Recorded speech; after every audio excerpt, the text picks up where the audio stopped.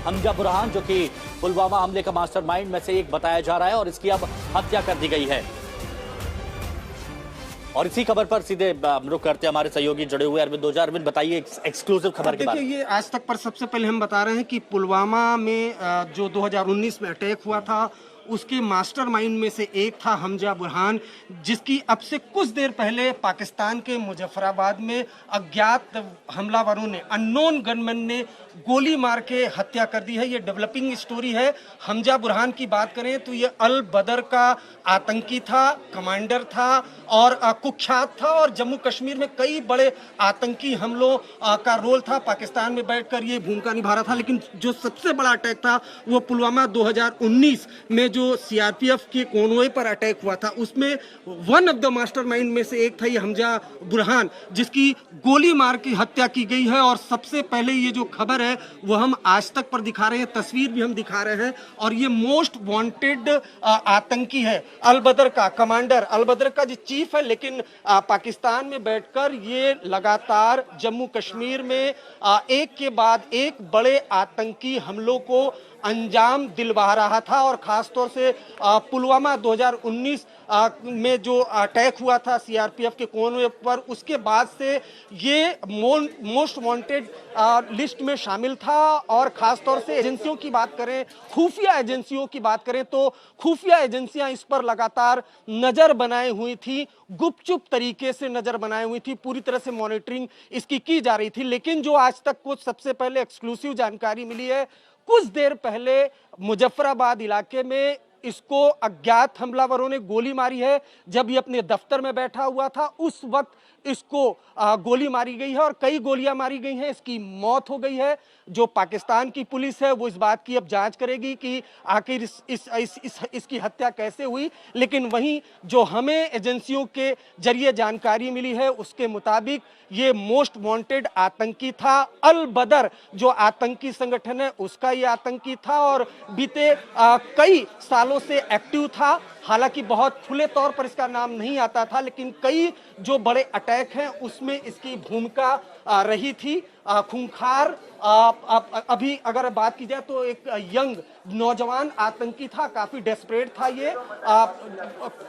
अगर पाकिस्तान की बात करें तो हाँ, कई अपने आप को ये टीचर बताता था, लेकिन सबकी आड़ में ये बड़े आतंकी गतिविधियों को अंजाम देता था। और 2019 पुलवामा अटैक में जो हमारे सूत्र बता रहे हैं इसकी बड़ी भूमिका थी। और अब से कुछ देर पहले मुजफ्फराबाद में इसकी गोली मार के हत्या की गई। तो हाल फिलहाल में जो अननोन गनमैन है, अज्ञात हमलावर है, उस पर दोबारा ये स्ट्राइक हुआ है और ये सबसे बड़ा अटैक लेकिन हुआ है। बताइए, इससे पहले भी हमने ये बात देखी है कि बहुत से ऐसे लोग जो भारत के दुश्मन हैं, जो भारत के खिलाफ साजिश रचते हैं, उनकी इसी तरह से हत्या की गई। एक पैटर्न हमने देखा गया है। इसको लेकर अभी तक क्या खबर आ रही है और उसको आप कैसे डिकोड करेंगे? देखिए, ये पैटर्न है और इस पैटर्न का जो खासतौर से हमजा बुरहान की अगर बात करें, और आज तक ही वो चैनल जो भरोसे के साथ जो अज्ञात हमलावर का जो भी स्ट्राइक है वो सबसे पहले आज तक ही बताता है। एक ये सेट पैटर्न जरूर है, लेकिन मैं ये भी साथ साथ आपको बताता चलूं कि जो पाकिस्तान है वो लगातार इस तरह की हत्याओं के पीछे जो भारत की खुफिया एजेंसियों को जिम्मेदार बताता है। वहीं भारत ये साफ साफ कहता है कि भारत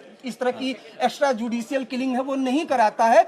जो पाकिस्तान में आतंकी अलग अलग तंजीमें हैं उनके बीच आपसी वर्चस्व की लड़ाई है, उसका ये नतीजा है। जबकि दूसरी तरफ अज्ञात हमलावर गुपचुप तरीके से अपना ये काम कर रहा है। जो सटीक आज तक को जानकारी मिली उसके मुताबिक जो हमजा बुरहान है उसको वो दफ्तर में बैठा हुआ था। अब से कुछ देर पहले ही की बात है जब उसको अज्ञात हमलावर पहुंचते हैं और एक के बाद एक कई गोलियां मारते हैं। हमजा बुरहान की मौत हो जाती है। और ये खासतौर से अगर बात की जाए हिमांशु, ये हमजा बुरहान पर भारतीय खुफिया एजेंसियों की काफी लंबे वक्त से निगाह चल रही थी।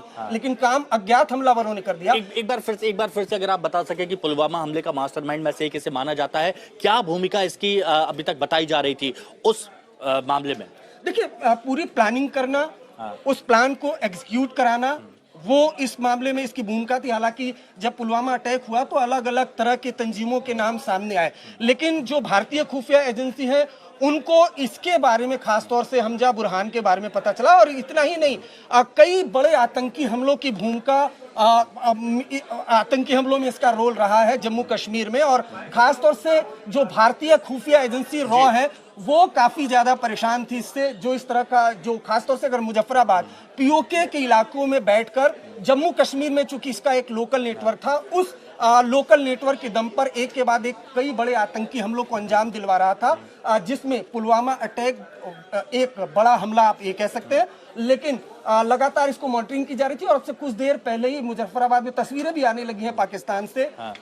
वहां जो हमें जानकारी मिली आज तक को कि अज्ञात हमलावर वो इसके दफ्तर में दाखिल होते हैं और ताबड़तोड़ कई गोलियां मार के इसकी हत्या की जाती है। इसी तरह से पीओके में अब बहुत से लोगों को टारगेट करना, इन आतंकियों को मारना, ये माना जाए कि जो इनके नेक्सस है उसमें एक दरार पड़ती हुई दिखाई दे रही। पाकिस्तान कह रहा है आपसी लड़ाई या फिर जो भी है भारत पर दोष डालता है, लेकिन ये भी सच्चाई है कि इन आतंकियों का काम तमाम हो रहा है। तो इसके पीछे ये माना जाए कि आपसी दरार या कुछ और? नहीं, डर तो बैठ रही है। देखिए अब ये तो जरूर है, देखिए पाकिस्तान तो सीधे सीधे बीते दिनों जो पैटर्न हुए पाकिस्तान के पास तो एक ही चीज है, वो हर मामले में इंडिया पर ही एलिगेशन लगाता है। लेकिन भारत का रुख साफ है इस मामले में कि वो इस तरह का एक्स्ट्रा जुडिशियल किलिंग नहीं करता है। लेकिन जो अज्ञात हमलावर है वो तो अपना काम कर रहा है। कम से कम जो इंडियन एजेंसीज नहीं कर पा रही, अज्ञात हमलावर वो कर रहा है, तो राहत की बात तो है। तो वो आतंकी जो पाकिस्तान में बैठकर भारत में एक के बाद एक आतंकी वारदातों को अंजाम देते थे और पाकिस्तान में खुद को सुरक्षित महसूस करते थे, अब अज्ञात हमलावरों की वजह से वो खुद को सुरक्षित महसूस नहीं कर रहे हैं। और हाफिज सईद 2021 में उसके घर के बाहर जौहर टाउन में भी बड़ा विस्फोट हुआ था और उसके बाद से हाफिज सईद आज तक कभी कैमरे के सामने दिखा नहीं है। तो डर हाफिज सईद को भी है, मौलाना मसूद अजहर को भी है। जितने भी टॉप आतंकी हैं वो कहीं ना कहीं अब पाकिस्तान में